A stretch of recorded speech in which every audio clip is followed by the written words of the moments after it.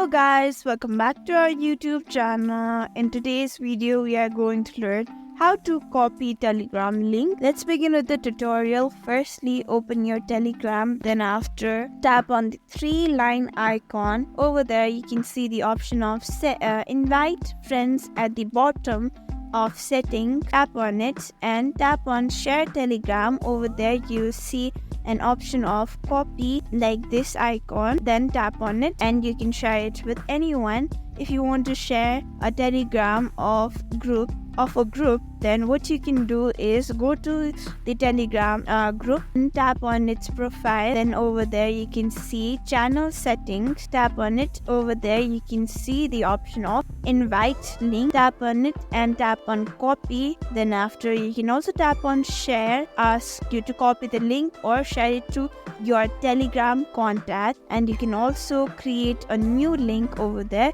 Thank you for watching this video. Make sure you like, share and subscribe to our YouTube channel for more such content.